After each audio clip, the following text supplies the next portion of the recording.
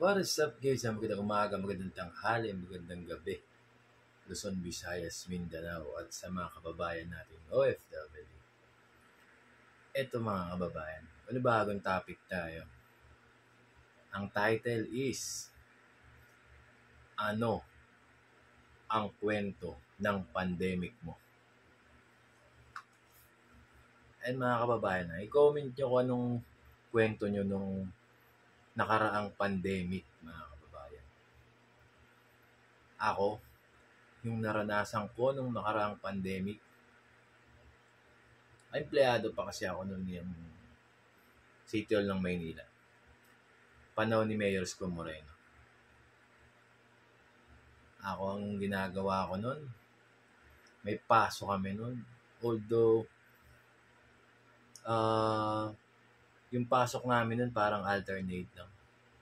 Pero ang ginagawa ko noon, nagbablog ako, sumasama ako sa mga food packs, yung mga pinamimigay ni Mayor Isko Moreno na mga box, food packs, andun yung may bigas, kape, may delata, may mga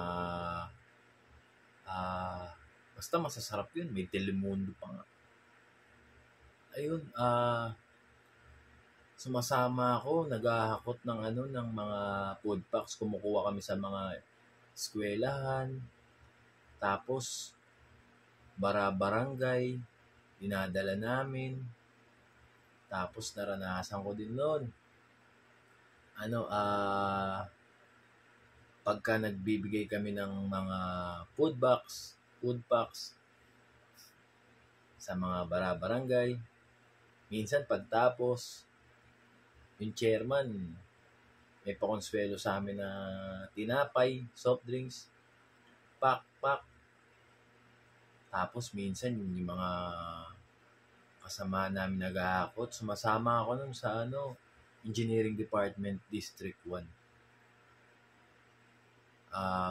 Kaya puro tundo yung mga inahatidan namin ng barangay.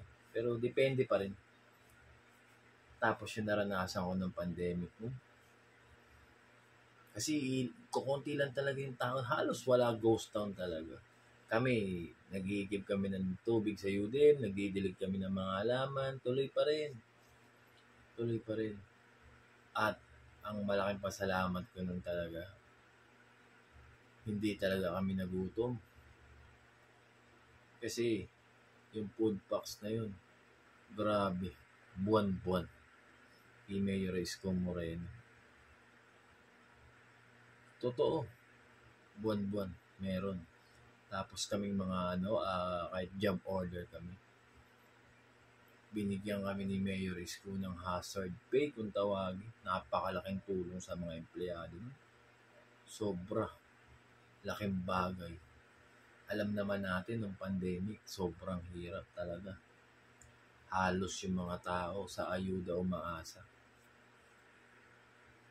Pero itong si Mayor Isko Moreno, tumayo, nagpakaama noong panahon ng pandemic.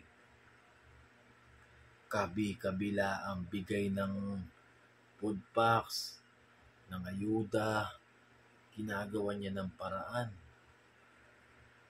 Kahit alam niyang napakadelikado ng mga panahon na yun dahil nga po laganap ang COVID. Andun yung nangunguna tayo ng Maynila. Lalo pagdating sa mga gamot. Diba? Meron tayong drive-thru. Meron tayo dito sa Grandstand. Sa Cartilla, grabe. Doon talaga dinadayo. At ito take note, hindi lang taga Maynila. Kahit taga Sangka pa, taga Bisaya ka pa, taga Pasay ka pa, Makati ka pa, kahit saang lungsod, pwede. Sa kay Yorme nangyari yung pinakamalaking vaccine area na yun, sa Grandstand. Tapos nagpatayo pa si Yorme sa luneta ng ano bang tawag dun, yung pinag-i-stayan ng may mga COVID. Grabe. Sikat na sikat ang Maynila. nung pandemic. Dahil grabe yung ginawa ni Mayor Isko Moreno. Yan yung hahanapin ko lahat ng video nung panahon ng pandemic. Kung ano ang pinakita ni Mayor Isko Moreno nung panahon ng pandemic. Bang klase, sobra. Ako, nakikita ko kasi nakakalabas ako nun. May mga quarantine pass kami nun. Saka may ID kami ng government. Malaking tulong. Kaya pagka kami pinapakita namin, nagtatrabaho kami sa government, kailangan kami. Although, hindi straight yung pasok namin, pudol-pudol. Pero nakakalabas kami ng mga panahon, yung kahigpitan na yun. At doon ko nakita ang pamahalaang lungsod ng Maynila kung paano gumalaw. Simula nung nagkaroon ng pandemya hanggang natapos, nakaraos, lahat nasaksihan ko sa Maynila. Ganun ko nakita ang dedikasyon ni Mayor Isko Moreno sa mga batang Maynila. At ito pa, organisado talaga.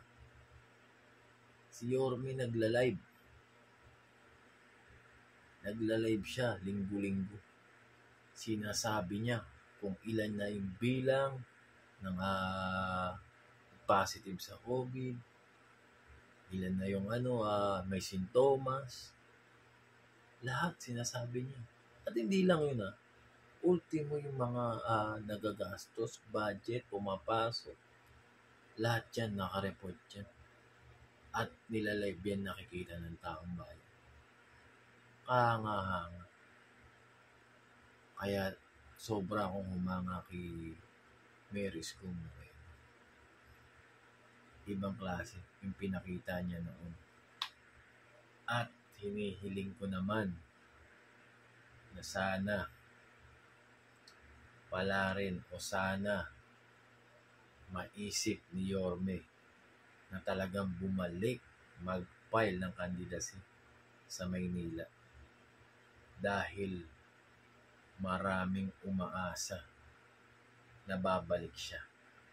Kahit kami, nagkakalye survey kami. Kung sino ang mas matimbang. Yorme ba? O yung iba? Pero marami pa rin po talaga na mga kababayang Manileño. Ang tanong nga namin nun, ano ang gusto nyo? Mayor o senator? Pero ang karamihan sagot nga po ng mga batang Maynila, Mayor. Dahil sa resibo na iniwan ni Yorme sa Maynila. Sampulan natin. Divisoria. Mga kababayan, nung hindi pa nakaupo si Mayor Isko Moreno noon, gaano ba kadugyot ang Divisoria? Alam natin yan. Yung mga vendor, nasa gitna. Magang-maga. Pag magpapasko, punuan tao. Ano sabi?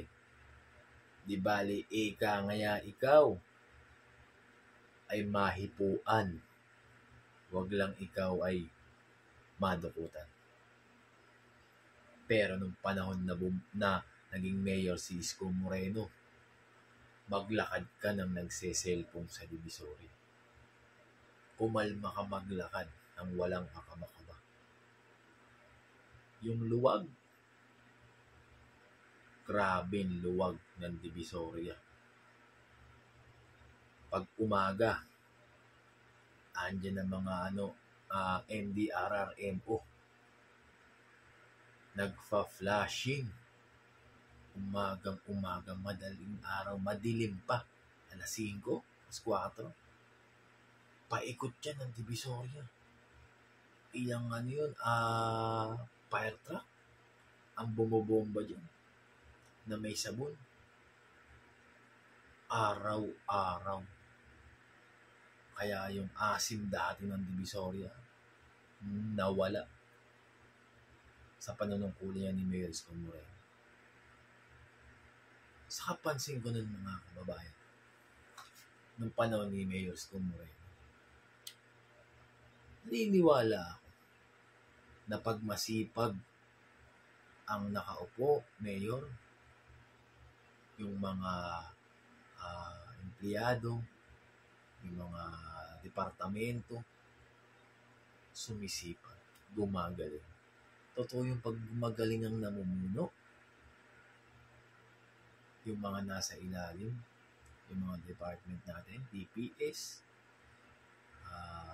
PDO, MDRRMO, CGSO, nagtatrabaho ng maayos kasi nakikita nila yung boss nila, yung boss namin, nakikita namin kung paano rin magtrabaho, kung paano yung dedikasyon niya sa trabaho.